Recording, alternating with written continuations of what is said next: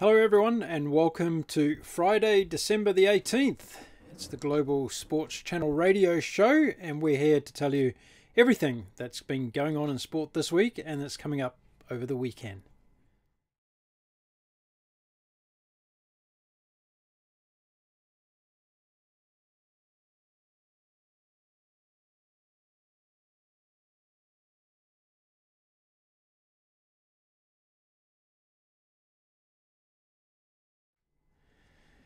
Welcome back, and if you haven't been joining us up until now, check out our website at globalsportschannel.com. You'll find all of the amazing content there where we interview sports stars from across the world. We have great blog posts as well on different sports action around the world. We have a product review page and we have lots of other things for you to check out there. If you're not connected to us on social media, head on over to Facebook, Twitter and Instagram and instantly like and comment on the Global Sports Channel. We want to hear from you and what you think of our content and what you'd like to see here on the Global Sports Channel. Now, on today's show, we're going to be talking rugby, sailing from different parts of the world. David's back with the English Premier League review and preview show. We get a double dose of things today, and we've got a whole lot more for you on today's show. So I'll be back in just a second with all of that.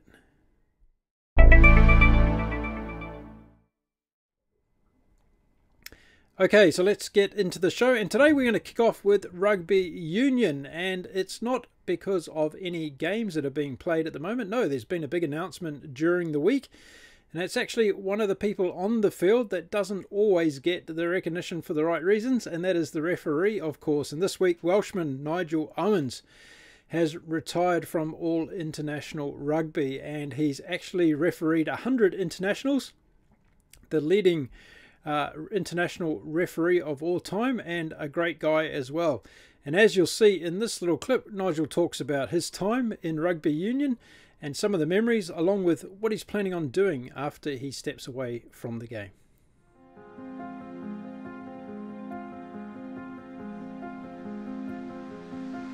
Nobody has a divine right to go on forever.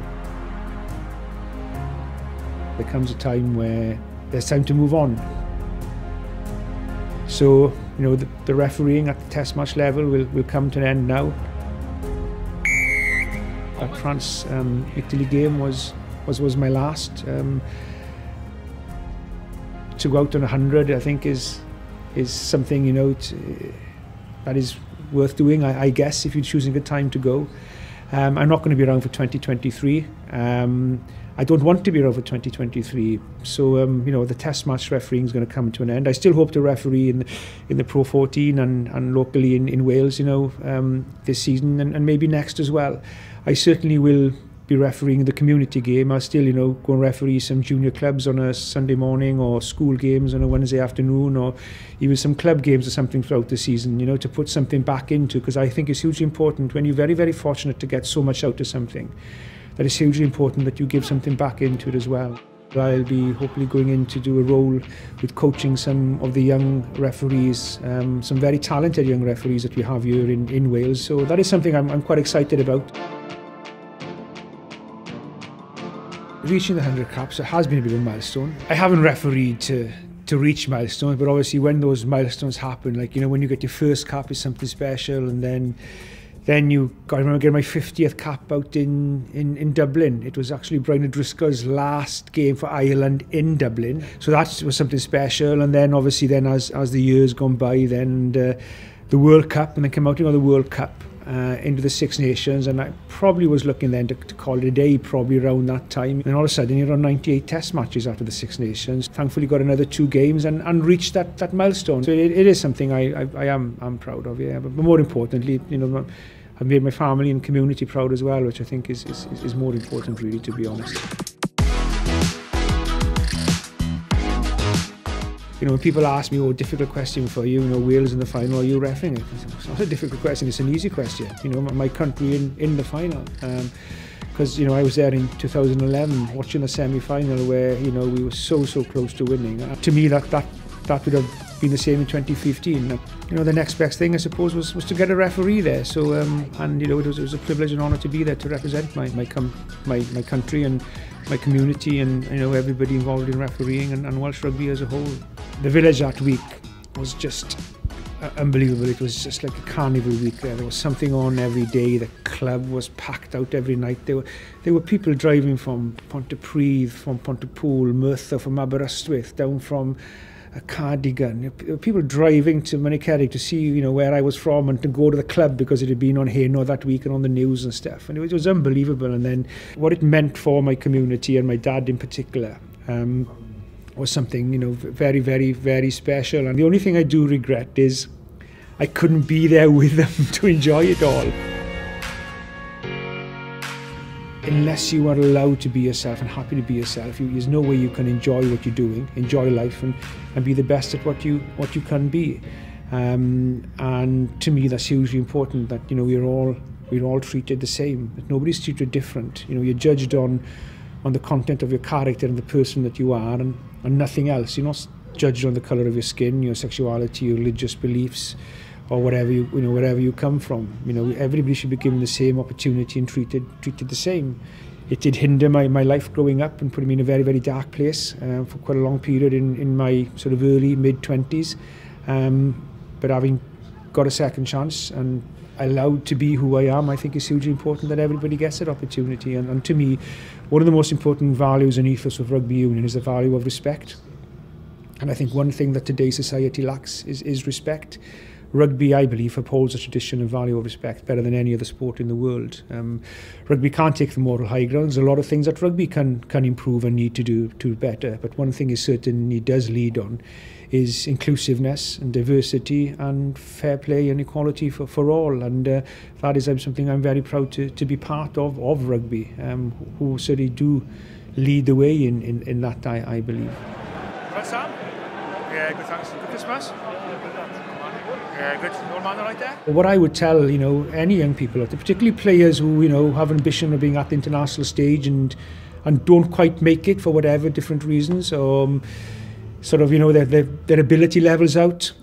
Injury may contribute as well. That refereeing is certainly the next best thing. To me, it was the best thing, you know.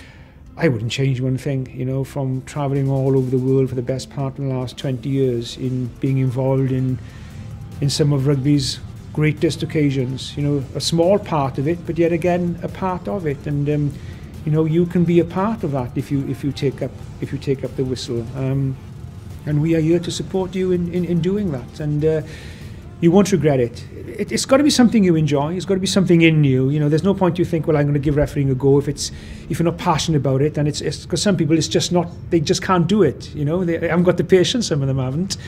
But it is something that can be hugely enjoyable, you know, with a lot of hard work and effort and time as well. So, you know, I would encourage anybody, you know, who wants to give it a go to give it a go, because I'm pretty sure you won't regret it if it's something you're enjoying and passionate about. There we are, great man Nigel Owens, and fantastic to see that he's still going to be involved in the game and helping out in his local community.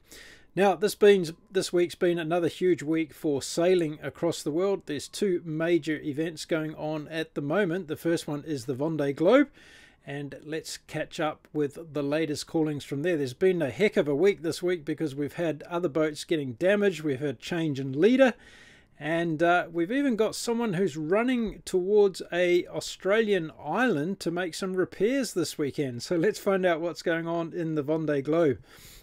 And yes, Louis Burton is on Bureau Valley number 2, and he's heading to Macquarie Island at the bottom of Australia this weekend to do some repairs up his mast that he hasn't been able to get done in the Southern Ocean because of the huge swells down there. So he's going to take a little bit of a detour, head into Macquarie Island. And if you've never checked out where Macquarie Island is on a map of the world before, I suggest you do so. It's right down there at the bottom of Tasmania, halfway to Antarctica.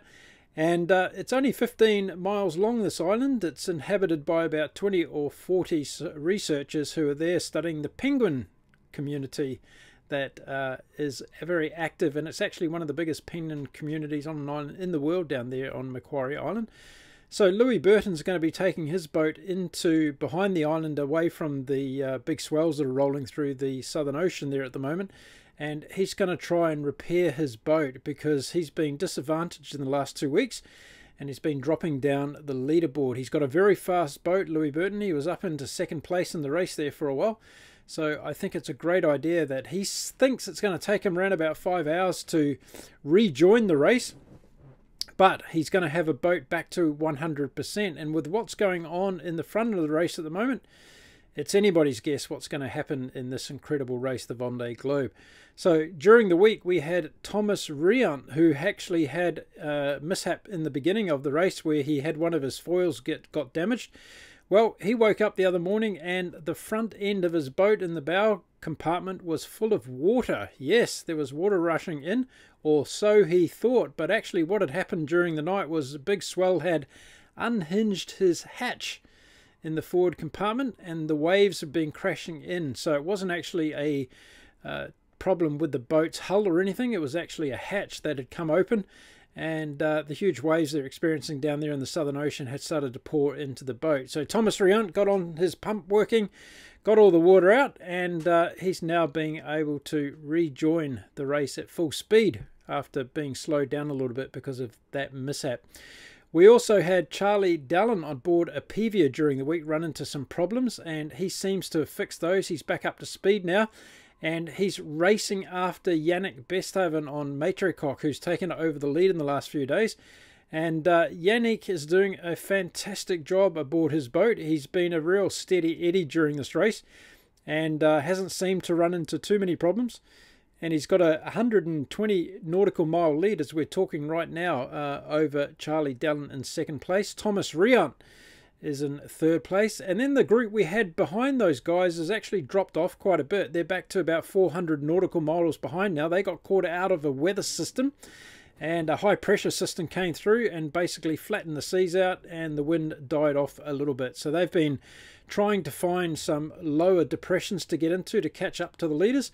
That hasn't happened yet, and as the boats now start to head into the southern Pacific Ocean after they leave the bottom of New Zealand and head towards Cape Horn, they'll probably run into some more low depressions very shortly. So we're going to see some action for sure in the coming week in the Vendee Globe. And Amel Tripon, who I've been talking about on L'Octane de Provence, is doing extremely well. He's catching those boats in front of him, and I would suspect by the end of next week we're going to be talking about Amel getting into the top 15 places in this race, which is going to be fantastic considering he had a poor start.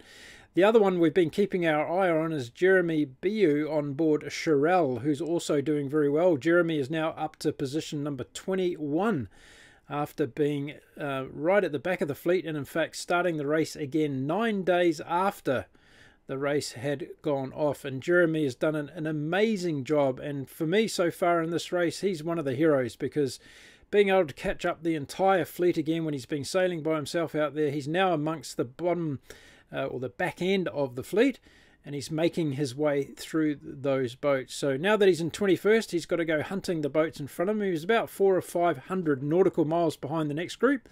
But again, he's another one to keep your eye on, and head over to VendeeGlobeTracker.org to follow this amazing race, and you can see those trackers getting updated every few hours there against UTC time. So it's a great thing to watch the Vendee Globe. I'll have another report next week on the Vendee Globe, and we'll catch up to see whether Yannick Besthaven on Matricock is continuing to be in the lead, or whether Charlie Dallin on Apivia has got the pedal to the metal and he's going to catch him up again. We'll also check out to see whether Louis Burton's repairs on Bure Valley 2 have been good, and see whether he's been able to rejoin the race and catch up some of those markers that were in front of him. There we are. That's the Vendee Globe for now.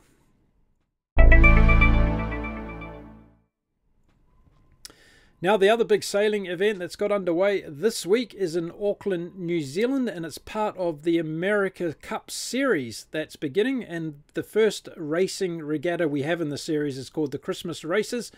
It started 2 days ago, and it's a round-robin series between Italy, America, and Team Ineos from the UK and Team New Zealand. And so far, well, there's been a couple of upsets really, and there's also been a couple of bad races on behalf of the UK team, Team Ineos. But as of today, we have American Magic and Team New Zealand equal on 3 points each, 3 wins each. And the Americans really got one over the Kiwis the other day and had a great race. And the Kiwis were left scratching their head about the way that they're starting at the moment. They haven't really been able to nail their starts. The Kiwis have got an extremely fast boat, and I'd be hesitant to say that they've got the fastest boat, but I think they have. But the other teams are doing an amazing job in getting up to speed, and we saw today Team Ineos under Sir Ben Ainsley as a skipper do an amazing job in their 2 races against the Kiwis. They got beaten by about 1.5 minutes in each race, but they showed great performance compared to where their boat was the other day. Everybody had started to write off Team Ineos. I wouldn't do that, not with Sir Ben Ainsley at the helm. And I think it's going to be very exciting, not only this series, but as we head into the actual Challenger Series, which begins early in the new year. So keep an eye on what's going on in New Zealand. We'll be posting stuff on our sites about that, and you can keep up to date with the America's Cup Christmas race series, which happens over this weekend in Auckland, New Zealand. The racing concludes on Sunday, and we will have a winner to announce on Monday on who's going to win that particular series. Okay, now it's time to talk Formula One, and of course the Formula One season has come to an end for this year. Some people go, whoa, isn't that great news? But it won't be too long before we're already talking about the Formula One season in 2021. We're heading down to Melbourne in Australia for the first race in 20th of March. And it looks like that all the protocols are going ahead for this race regardless of what the COVID-19 situation is. And if you've been following the COVID-19 situation around the world, you'll know that Melbourne, Australia has had some difficulties, but now they're back on track, and there's been quite a number of days since there's been an infection in Melbourne. Australia in general is doing pretty well with COVID-19, and there's a lot of hope that come March next year, there's going to be a full-on schedule for the Formula One series with a full packed audience, spectators in attendance at that race. We're going to be doing a special bonus series in the coming weeks on the Formula One series for next year. We'll talk about the changes of regulations as well as the new driver lineup for 2021. There's some interesting and exciting names coming into the Formula One series for next year. And we'll give you all an update on what's happening as far as the changes in the technical regulations, so you know what differences are going to happen to the cars in 2021.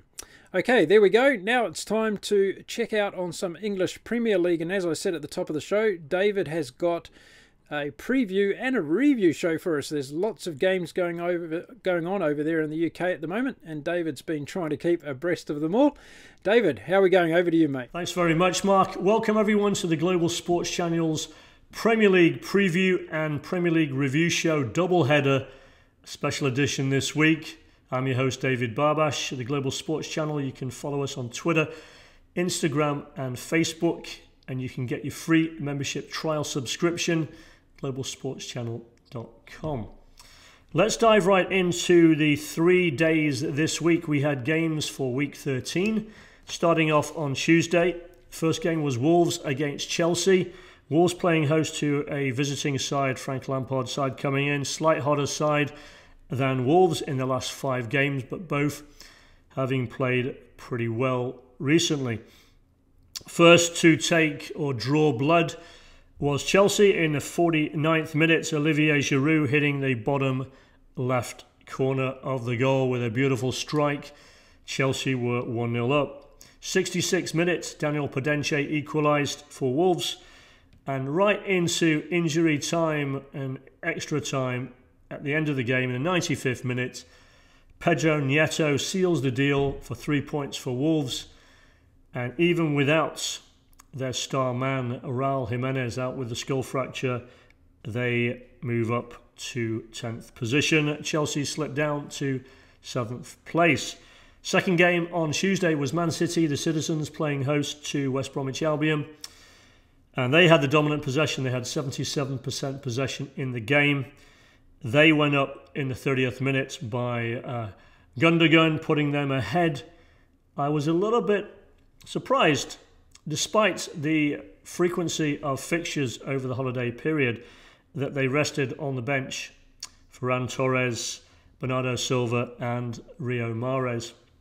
They also started on the bench Sergio Aguero as well. So he came on in the 76th minute, but in the first half they went up by Gundogan.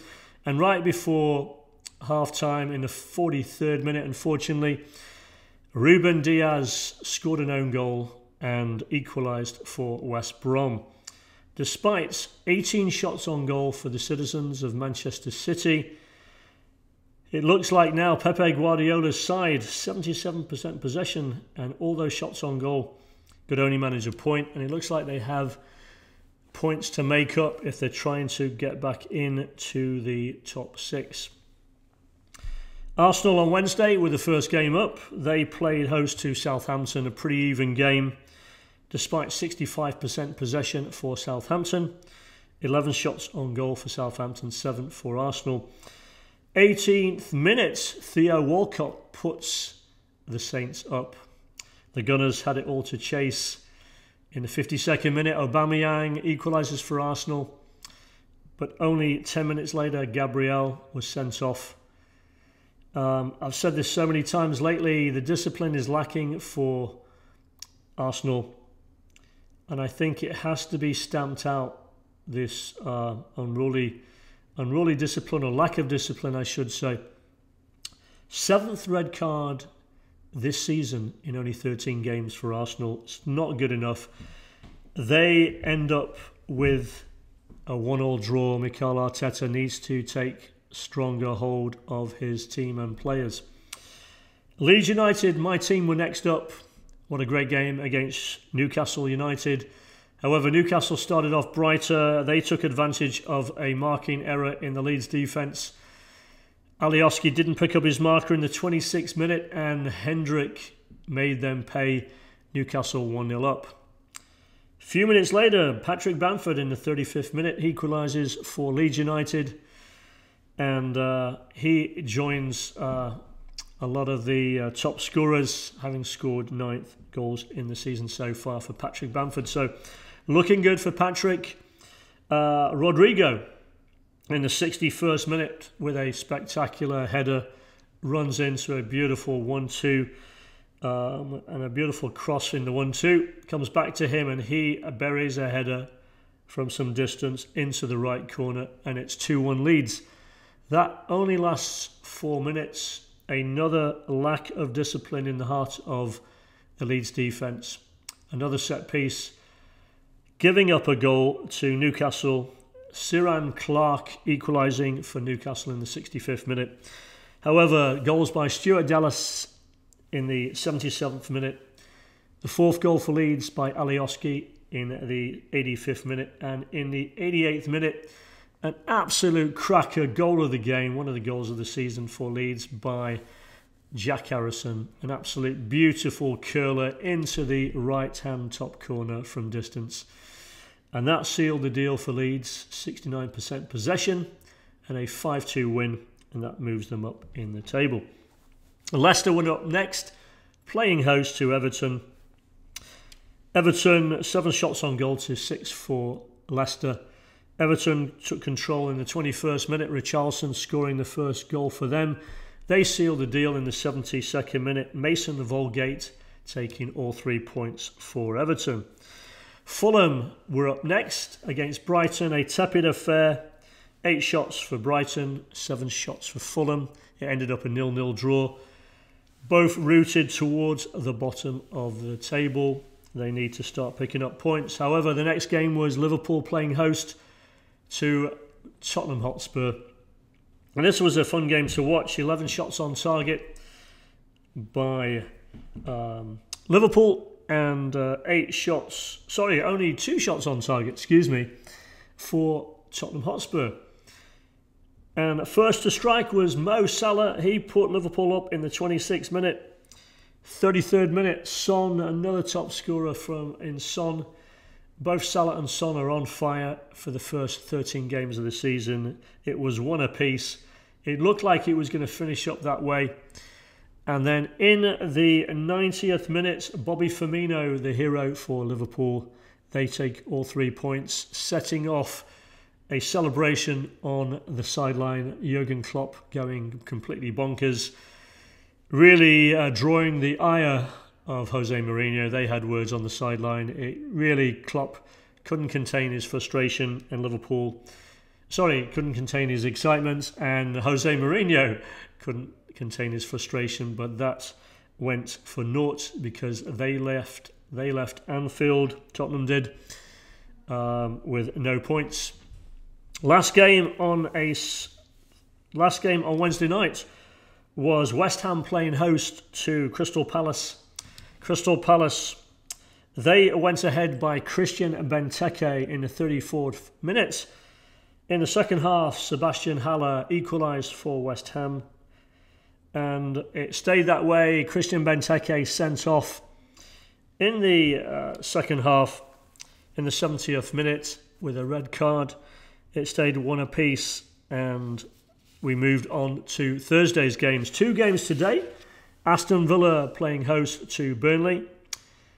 Aston Villa dominating 59% possession in the game compared to only 41% for Burnley. 18 shots on goal.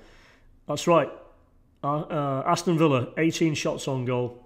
El Ghazi taking a ton of them. And they scored no goals. And it ended up 0-0. Burnley with only 6 shots, but they hold out. I think it wasn't necessarily the best performance by Burnley, but Aston Villa wasted the chances that they had, and they leave the game with no points taken. Well, they gain a point each, but they, don't score any goals. So, yes, they both walk away with a point, but they deserved more, Aston Villa did. Last game today was Sheffield United. Chris Wilder's side, only 1 win in 12. They come in looking for a win, finally, against Manchester United. Started off great for the Blades. Dean Henderson, ex-Sheffield United keeper, now keeper at Manchester United in the absence of De Gea. And they go up due to, Sheffield United do go up 1-0 due to an error by Dean Henderson in the United goal. However, Marcus Rashford with a brace in the 26th minute and a 51st minute, and they go up 2-1. Martial makes it 3-1 to Manchester United away from home. In the 87th minute, Goldrick with his second of the game, that gives chance and hope, a chance to potentially equalise finally for Sheffield United, but it doesn't come about.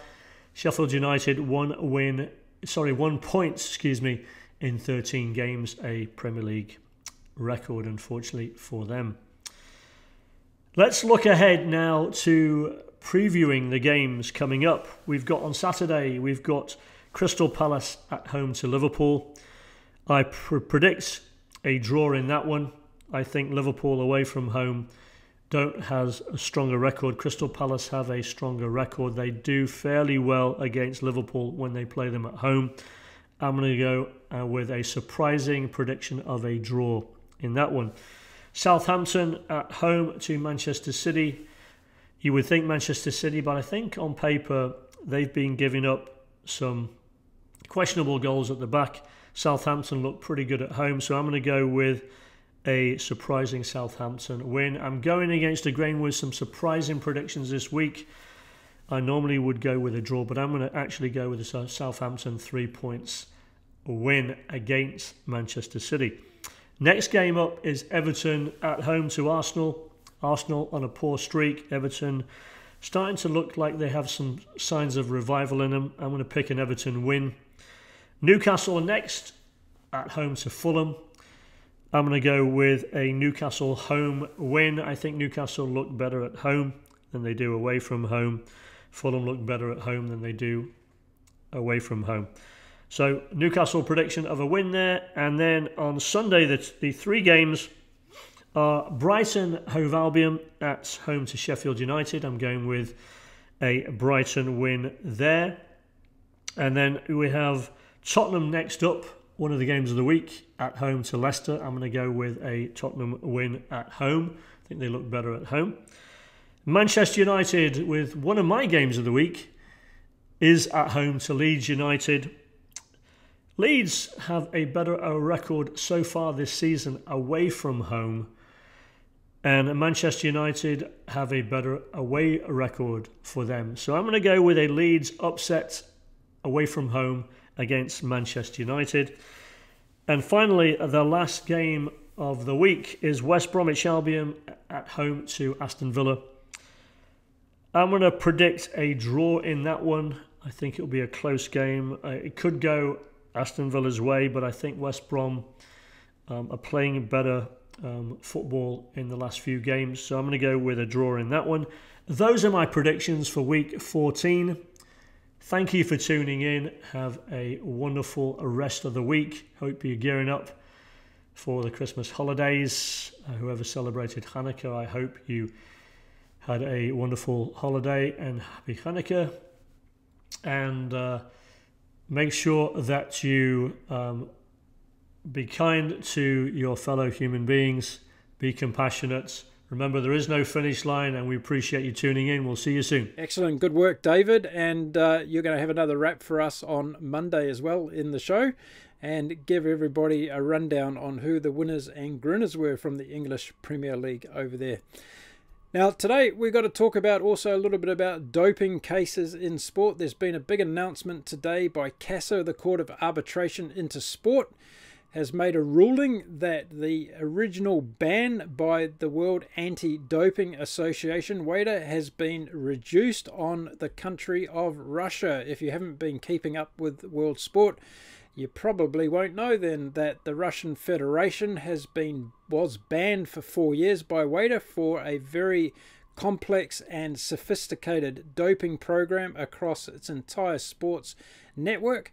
And as a result of that, the Russian Federation put in an appeal to CASA, which is the Court of Arbitration into Sport. And today, CASA has sent down its findings and has reduced the ban that Russia was serving from 4 years to 2 years. Now, this means that the Russian Federation will not be able to send a team to the Tokyo Olympics next year, nor the Winter Olympics the year after in China. However, the loophole here is that the Russian athletes are able to participate in the Tokyo Olympic Games as long as they participate in a neutral colours and they don't use a Russian flag. I'm pretty upset about this whole situation. I think once again politics has been ruling in sport, and if the world of sports federations are serious about stopping cheating in sport, then some of these countries who are well known to be cheating in sport need to be held accountable, and maybe extended bans are going to be the only way where them and their athletes and everybody else associated with these drugs cheats is going to be impacted. But actually reducing these fines and letting the Russian organisations back into participation through neutral colours is exactly against what I believe is the wrong thing. So there we go, a hand down from CASA, the Court of Arbitration into Sport today, reducing the Russian Federation's ban on the Olympics and all sports participation to 2 years from 4 years, and pretty much sure that we're going to see Russian athletes at the Tokyo Olympics next year competing under neutral colours. So there we go, folks. That's our wrap for the Friday show. We're heading into Christmas, so we're going to be doing a wrap for you all next week. We'll do a bit of a year in review in sport and talk about some of the outstanding performances during COVID-19, as well as what we can look forward to in 2021. There's going to be a lot of amazing sport happen next year, and the Global Sports Channel is going to bring you up close and personal with a lot of it. I want to wish you all a very good weekend. Have a happy time. Get out there and do a little bit of exercise. And when you are inside, check out the Global Sports Channel at globalsportschannel.com and have a chat to us on social media. Until next week, my name's Mark Philpott. Have a great weekend, everybody, and I'll see you again soon.